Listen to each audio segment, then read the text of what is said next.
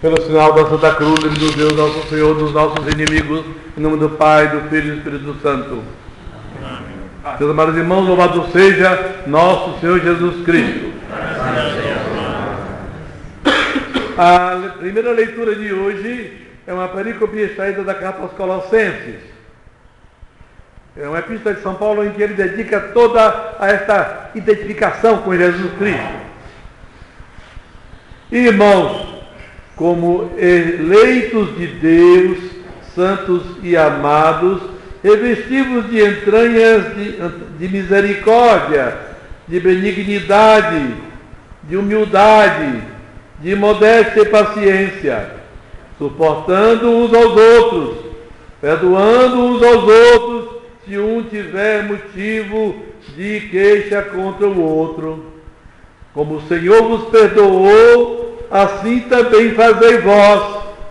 Acima de tudo isto, porém, tende a caridade, que é o vínculo da perfeição, e que triunfe em vossos corações a paz de Cristo, para a qual também fostes chamados como sendo um só corpo, e sede agradecidos. A palavra de Jesus Cristo habita em vós com abundância, com toda a sabedoria, instruindo-vos e exortando-vos uns aos outros. Cantai a Deus salmos, hinos e cânticos espirituais, louvando a Deus com a gratidão em vossos corações. Tudo quanto fizerdes, por palavra ou por obra, seja feito tudo em nome do Senhor Jesus Cristo, rendendo graças a Deus Pai, por Jesus Cristo, Senhor nosso. O Evangelho de hoje é uma perícope de São Mateus, capítulo 13, versículos 24 a 30. Naquele tempo, disse Jesus às turbas esta parábola: o reino do céu é parecido com um homem que semeou boa semente em seu campo, na sua roça. Enquanto, porém, os homens dormiam, veio o seu inimigo, semeou o joio entre o trigo e se retirou. Quando a erva cresceu e deu fruto, apareceu também o joio. Então, os criados do pai de família foram ter com ele e lhe disseram: Senhor, não foi por acaso boa semente que semeaste no vosso campo? Como então aparece agora o joio? Respondeu-lhes ele: algum homem inimigo fez isso. Perguntaram-lhe os servos: quereis que vamos arrancá-lo? Não, respondeu ele, para que não aconteça que, tirando o joio, arranqueis juntamente com ele o trigo. Deixai crescer um e outro até a ceifa. E no tempo da ceifa, da colheita, direi aos que vão colher: colhei primeiro o joio e amarrai-o em feixe para o queimar, mas o trigo recolhei-o no meu celeiro.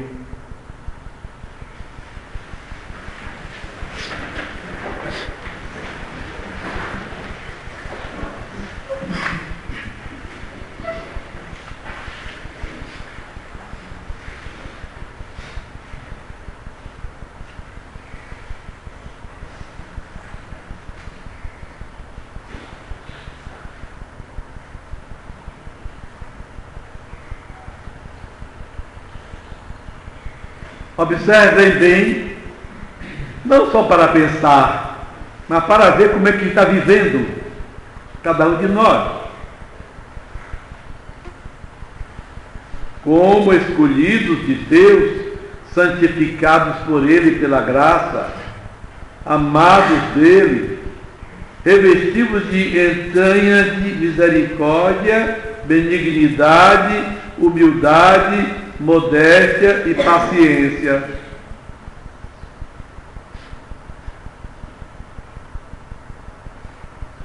Suportando uns aos outros, perdoando uns aos outros, se alguém tiver motivo de queixa contra o outro. Como o Senhor vos perdoou, assim também vós fazeis. Como poderíamos resumir todo este comportamento assim discriminado no São Paulo, meus amados irmãos? Sabem como? em duas palavras, que uma ele vai dizer logo depois da caridade. A primeira é esta: não se queixe de ninguém. Não se queixe de ninguém. O católico é uma pessoa que conhece a verdade que Nosso Senhor deixou e sabe que precisa se salvar. Ele sabe que nasceu para ir para o céu. Não foi para ganhar dinheiro, não foi para ter saúde ou não ter, não foi para morrer velho ou morrer novo, não foi para ter prestígio ou não ter. Ele nasceu para ir para o céu. E se ele não for para o céu, ele vai para o inferno. Isso é chave, isso é fundamental. Ainda que nós saibamos que as pessoas no mundo hoje em geral vivem completamente desinteressadas dessa questão. Completamente desinteressadas. Se assim é, eu devo reduzir os meus interesses a subordiná-los a esta meta fundamental, pela qual eu devo dar até meu sangue, se for preciso. Nem a vida, nem a saúde valem mais do que isso. Essa semana, passando pela rua, uma senhora que me disse depois que tem 86 anos,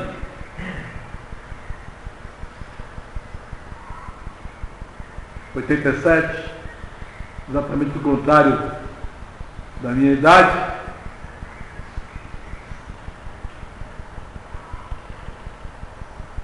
perguntou de onde eu era. Depois conversamos um pouquinho, ela disse: peça a Deus que me dê saúde. Me dando saúde, basta. Mas católica. Me disse que era católica. Eu não disse nada a ela, mas disse: então ela só quer a saúde. Não é a saúde que é o mais importante. Saúde, o mais importante é ir para o céu. E se para ir para o céu preciso ficar doente, não é ruim a doença. Não que não devamos procurar a saúde, o médico, o remédio. Sim, nosso dever é lá para a nossa saúde. Mas de maneira solta de si mesmo, porque contra o que acontece frequentemente nas pessoas, nós não somos o centro de nós mesmos, nosso centro é Deus. Deus é o centro de todos, mesmo dos condenados, mesmo dos independentes. Deus é o centro de todos. Deus é o centro de todos. Dos que querem e dos que não querem. Se querem, é ótimo. Aceitam todas as renúncias que Deus queira, custe o que custar, até a morte. Se não querem, horrível, porque vão viver uma vida de guerra contra Deus. Guerra, mesmo que não seja uma guerra aberta, uma guerra surda, mas é uma guerra contra Deus. Como vai ser na última hora, quando se der conta a Deus. Então é preciso ter misericórdia com o outro. Não se queixar de ninguém. E quer dizer de um católico que guarda mágoa pelo que fulano fez comigo? Se ele guarda lá no coração dele mágoa, ele pode ficar segurinho de que ele não é católico. Segurinho. Não é. Padre, mas eu não consigo me esquecer, então se esqueça da religião católica. Siga qualquer invenção dessas que estão aí enganando o mundo. É necessário realmente esquecer e não se queixar de ninguém. Não nos queixando, acabamos chegando a uma situação maravilhosa, que é de não falamos de ninguém. Se eu não me queixo, então não falo. Quando eu falo do outro, é porque lá dentro está a guerra contra ele. Compreendem? Esta é a estrada da salvação. Não nos enganemos. Ninguém é dispensável. Nem padre, nem leigo, nem monge. Ninguém é dispensável dessa retidão de vida. Ninguém. Ninguém.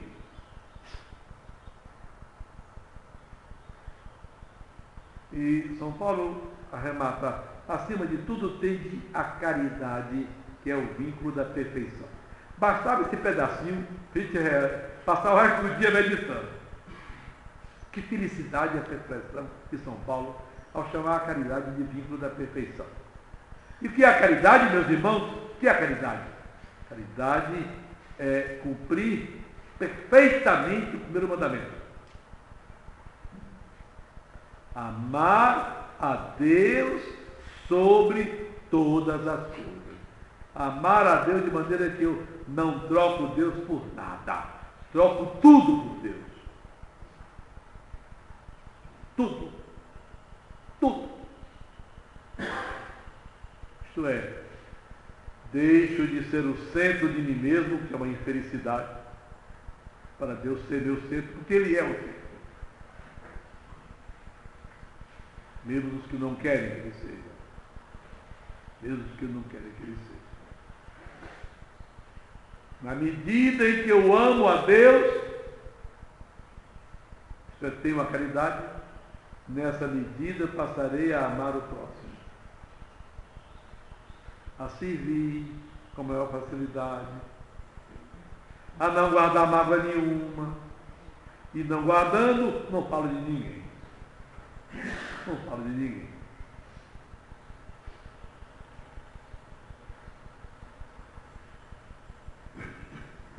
Que nos vossos corações triunfe a paz de Jesus Cristo.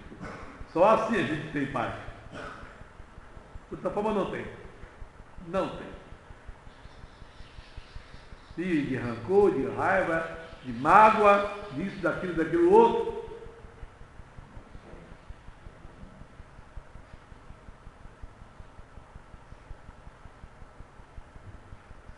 A paz nasce. O que é a paz? A paz é a tranquilidade que nasce da ordem. Se eu arrumo tudo numa sala, tudo fica em ordem, a sala fica em paz. Se cada um numa família ocupa exatamente seu lugar, sem invadir o outro, o lugar do outro, vem a paz. A paz é a tranquilidade da ordem. E o que é a ordem? A ordem é a disposição das coisas de acordo com o seu próprio fim. Para o corpo humano, como Deus fez em ordem. Observe, por exemplo, que o sentido da visão, que é o mais agudo, de longe, ele capta as coisas, ele está no alto da torre, no mais alto do rosto. Na cabeça. Por quê? Só funciona direito. Já imaginaram se o olho nascesse debaixo do pé? Que trabalhava para não machucar? E para olhar tem que levantar o pé, que coisa doida. Faltava ordem. Mas Deus não faz nada sem ordem. Nada. Tudo nosso Deus faz com ordem. E nós devemos aprender com Ele. Aprender com Ele. Então vem a paz. Vem a paz.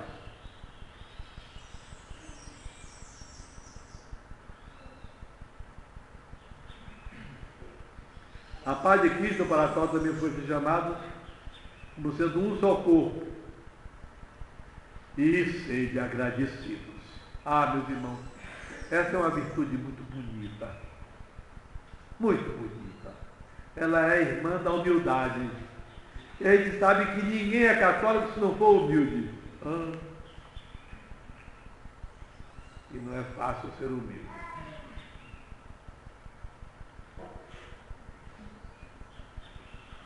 Foi bem. A gratidão nasce da humildade. A gente guarda a lembrança dos benefícios que recebe. E esquece as mágoas que possa ter. Eu lhes digo, nosso Senhor ensina a gente a pedir a Deus, perdoai as nossas dívidas como nós perdoamos. Mas digo que nós Senhor diz isso para se adaptar à nossa miséria e fraqueza. Porque um católico que fosse mais fundo, ele não precisaria perdoar ninguém.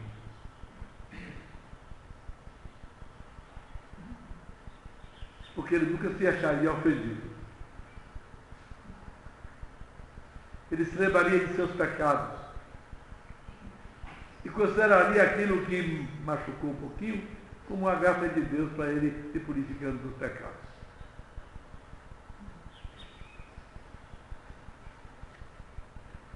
Sede agradecidos. Lembrar os benefícios recebidos. Primeiro de Deus, depois de cada pessoa, dos nossos pais, que nos geraram, que nos criaram, que nos instruem, nos orientam no caminho do bem, enfim, de todos, o menor benefício que me fizer deve ser motivo de gratidão da minha parte. Seja agradecido. Que a palavra de Jesus Cristo habite dentro de vós abundantemente. Toda a doutrina maravilhosa do nosso Senhor more na gente. A gente lembre sempre dela, para ir praticando. Pedindo pela oração, luzes a Deus, para poder essa palavra habitar em nós, como São Paulo diz aqui. Com sabedoria,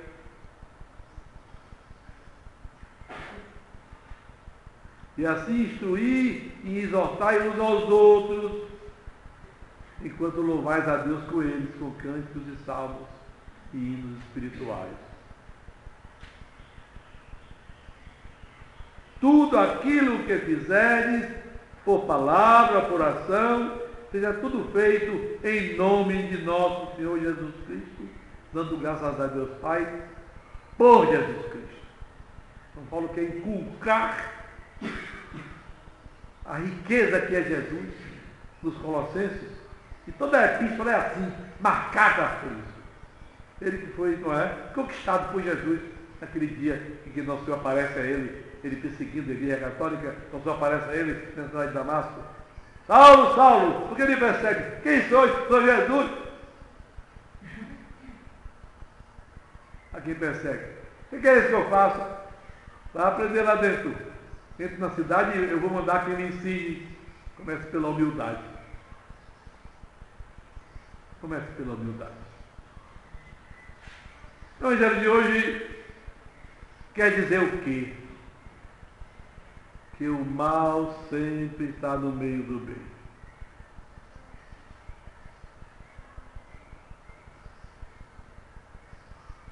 A história humana é uma história da luta do bem e do mal. É uma daquelas 7 parábolas que Jesus contou sentado numa barquinha na beira da praia do mar de Tiberíades. São 7 parábolas que ele contou ali. Uma delas é esta. À frente os campos, as roças, nosso Senhor se serve também, como tinha sido outra parábola, dessa cena para dar a lição. Ele do céu se parece com um homem que plantou semente, montou trigo no seu terreno, na sua roça. Mas na hora que estava todo mundo dormindo, de noite, veio o inimigo e plantou o joio. É uma planta silvestre, comum lá.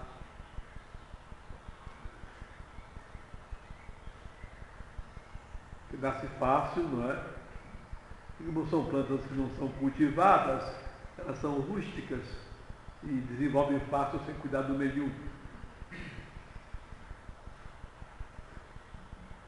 No começo, quando começa a crescer, as duas se parecem. Depois se percebe a diferença e se vê que uma é joio, a outra é trigo.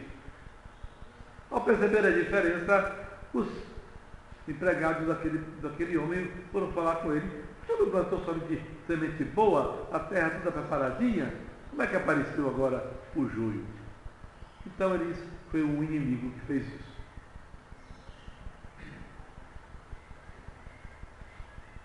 A existência do inimigo. Nós sabemos quem é o principal inimigo. O demônio. Ou melhor, os demônios. Como diz aquela carta do inferno, são miríades e miríades que povoam a terra inteira sem serem percebidos, procurando perder as pessoas. É um número enorme, ativos. Na medida que vão corrompendo as pessoas, elas também vão se tornando colaboradoras deles, que vão corrompendo outros. A pessoa se corrompe e vai corromper o outro.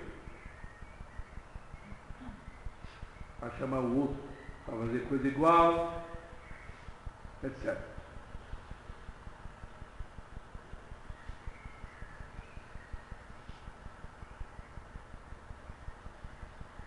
O senhor quer que a gente vá arrancar um joio?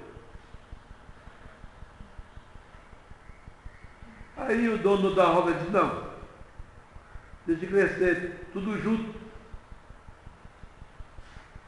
Quando chegar o tempo da colheita, eu mando separar. O joio então será colocado, aproveitado no forno para cozinhar, assar as coisas, e o trigo será guardado no depósito, no celeiro. É muito interessante essa parábola de Jesus que usa o joio, porque o joio é uma planta que ocorre lá e que realmente, se alguém perceber um pé de joio nascendo junto do trigo e for arrancar o joio, vai arrancar o trigo também. Porque o joio tem um tipo de raiz que vai paralela, se misturando com a raiz do trigo. Faz aquela espécie de laço. Quando puxa o joio, perde o trigo. Então, já que havia joio, o jeito era esperar.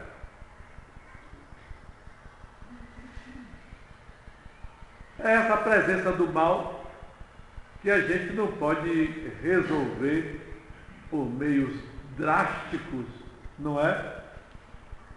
Sair matando todos os maus, por exemplo, destruindo tudo, para ficar só os bons.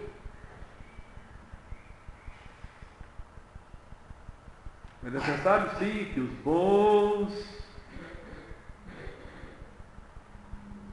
percebam que não tem algo de mal em si, e não é difícil nós encontrarmos o que não presta dentro de nós. Não é difícil a gente ir, então, nos purificando, e na medida em que nós vamos subindo, nos santificando, então nós vamos fazendo bem a outros, sem ter a ilusão que vamos consertar tudo. Porque há aqueles que não querem o bem, querem o mal. Observe que Jesus tinha 12 apóstolos. Como é que entre 12 apóstolos, com Jesus, com tanto milagre, aparece um Judas? a gente não pode decididamente se livrar desse perigo. A gente tem que se cuidar e tentar e caçar novos seguidores de Deus.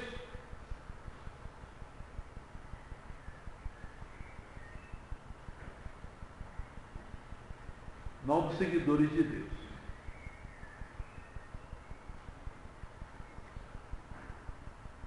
Por que meios?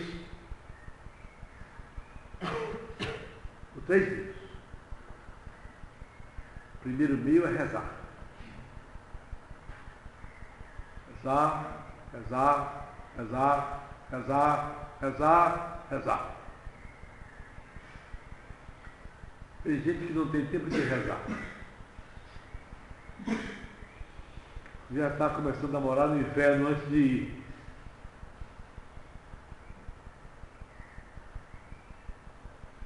Rezar é a maior necessidade que nós temos. A maior necessidade que nós temos é rezar. Depois fazer penitência. Fazer penitência. E a primeira penitência é suportar uns aos outros, viver na paciência, viver sem ruindade com o outro. É a primeira de todas. E as outras que a gente precisa fazer? É o jejum.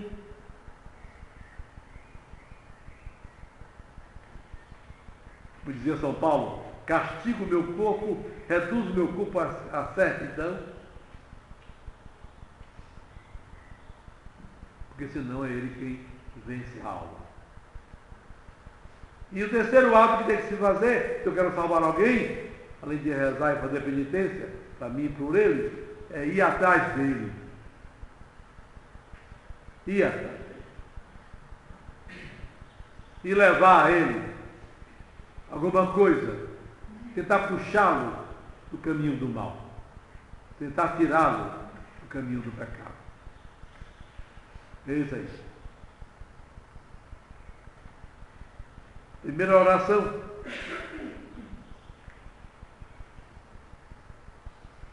A oração que nos livra do demônio.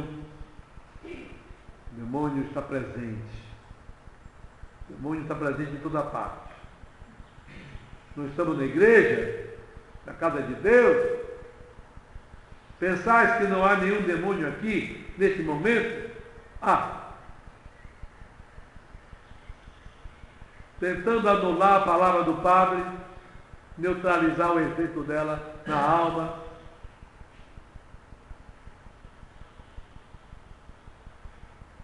Outro benefício que Deus possa dar à pessoa, que poderia trazer a graça.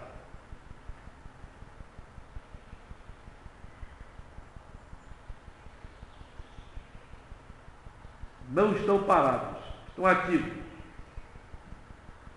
São capazes de despertar pensamentos na gente, sentimentos em nosso coração. São capazes de nos desviar de Deus, até definitivamente, porque eles odeiam a Deus. E como nós podemos ir para o céu, ele percebe esse risco de podermos ir para o céu, então trata de nos desviar. Usa muitas formas.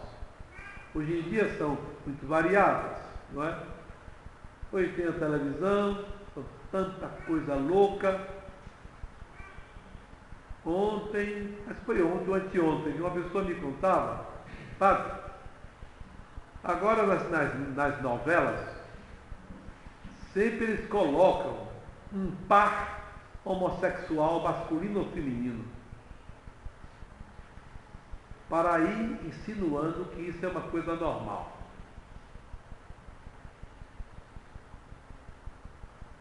Como é que depois de uma coisa dessa você não acredita que o demônio existe e que tem gente que não presta mesmo? Quer apodrecer tudo,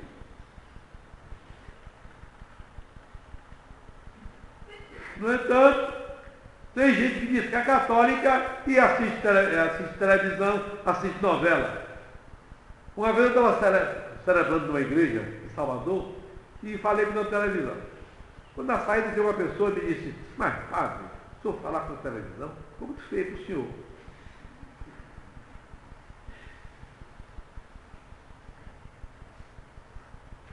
Eu não me importo com o que acharem. Se quiserem me botar para fora, eu acho que eu até agradeço.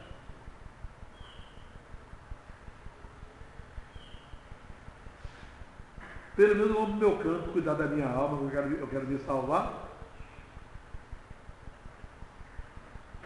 Quero? Quero. Não tenho dúvida. O computador está cheio de porcaria. Os jornais, meu Deus do céu. As revistas.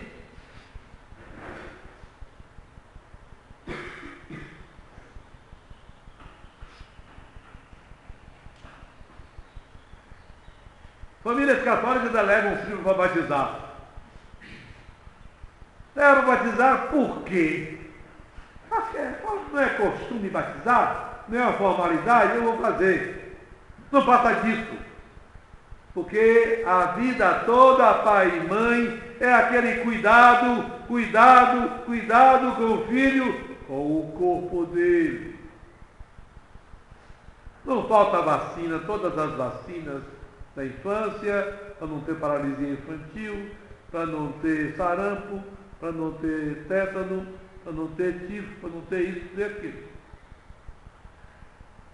Vai para o pediatra, qual é nutricionista, qual é a comida, olha, essa prejudica, não, tem que ser, todo cuidado com a saúde, ficar bonito, forte. É o corpo. Roupa bonita, bem enfeitado, o bonequinho.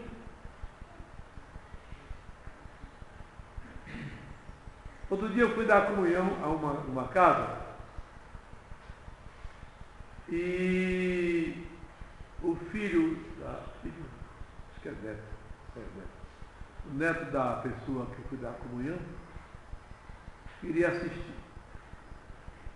Aí foi assistir, curiosidade. Depois perguntou, o que é isso que ele lhe deu? O que é isso que ele lhe deu?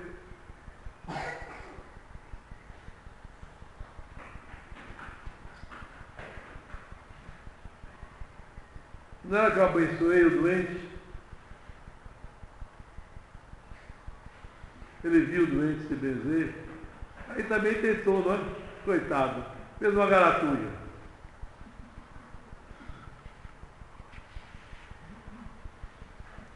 O bichinho do mato não sabia nem fazer o sinal da cruz. Quanto mais persignar-se e benzer. Quanto mais rezar o Pai Nosso, Ave Maria. Quanto mais saber que existe um céu e um inferno, para onde nós estamos caminhando depressa, porque a vida é muito rápida.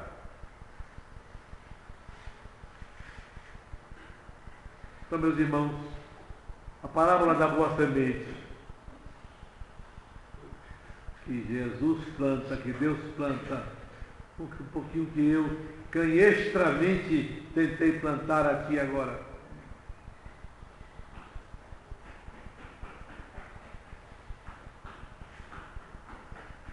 E a má semente que o demônio procura plantar.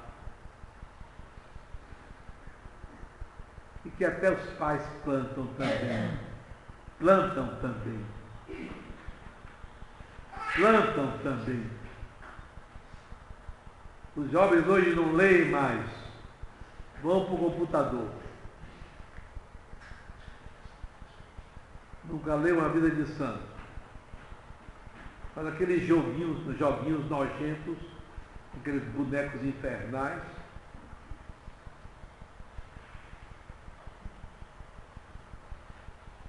Vira até vício na meninada. Vício.